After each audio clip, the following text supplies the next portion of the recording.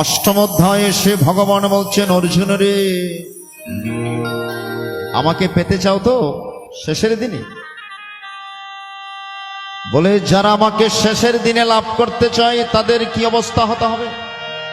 অন্তকালে চমমেব স্মরণ মুক্ত কলেবরম ইয়প্রাতি সমদভাবং ইয়াতি নস্তত্র সংশয়। কি দারুণ কথা বললেন বাবা। আমরা কখনো প্রত্যেকদিন গীতা পাঠ করেছি? আমরা কখনো গীতা বুকে নিয়েছি?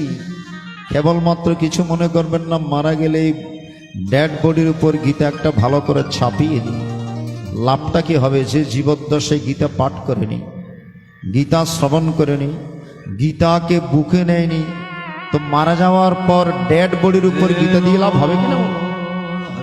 বাবা লোকনাথ বলছেন, আগে গীতা হওয়ার সাধনা করো। গীতায় কান দিয়ে শুনে ওই কান দিয়ে বের করে দিলে কোনো লাভ হবে না। গীতা হওয়ার সাধনা করতে হবে। আমরা গীতা বাসরে শিখি, শিক্ষা গ্রহণ করি। গীতা বাসর আসলে অনেক কিছু জানা যায়। আচারও প্রথম ধর্ম।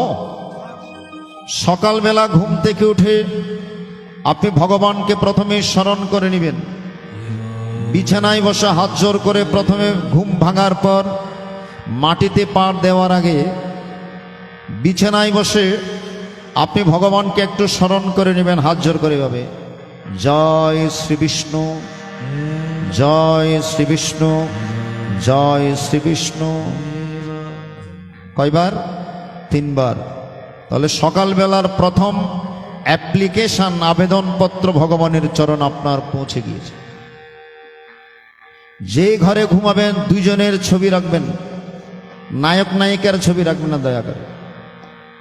বেডরুমে একজন ভগবান শ্রীকৃষ্ণ আর একজন আপনার গুরুদেব। কেন রাখবেন? সকালবেলা ঘুম ভাঙার পর আপনি কাকে দর্শন করবেন? গুরু এবং গোবিন্দকে দর্শন করে আপনার সকাল হবে। চোখ খুলেই আপনি গুরু গোবিন্দকে দর্শন করবেন, সারাদিন আপনার ভালো যাবে, সারাদিন আপনার আর কোনো অমঙ্গল হতে পারে না। এজন্য যে ঘরে ঘুমাবেন আপনি 2 জনের ছবি রাখবেন, বিশেষ করে ভগবান শ্রীকৃষ্ণ এবং আপনার গুরুদেবের ছবি।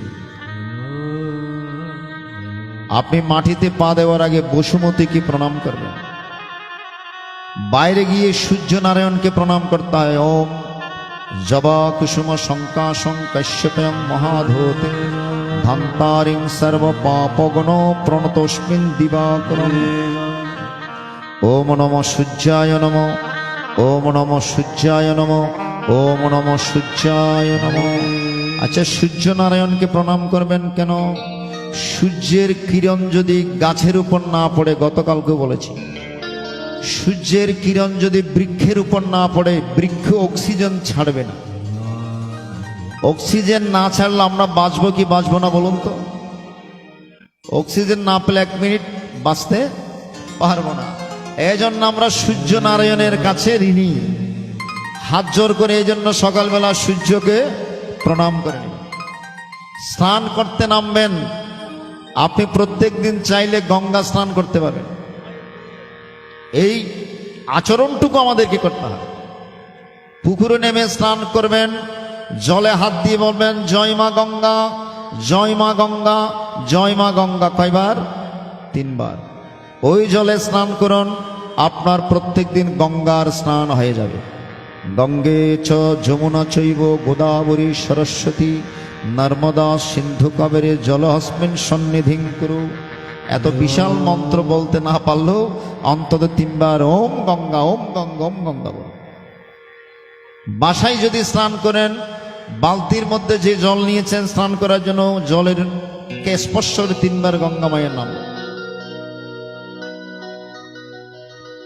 শঙ্করাচার্য কি বলছেন দেখুন, আপনি গঙ্গা স্নান কেন করবেন? কারণ গঙ্গা দেবী সৃষ্টি হয়েছে ভগবানের চরণ থেকে, জানেন তো? আর গীতা সৃষ্টি হয়েছে ভগবানের শ্রীমুখ থেকে। 2টাই পবিত্র।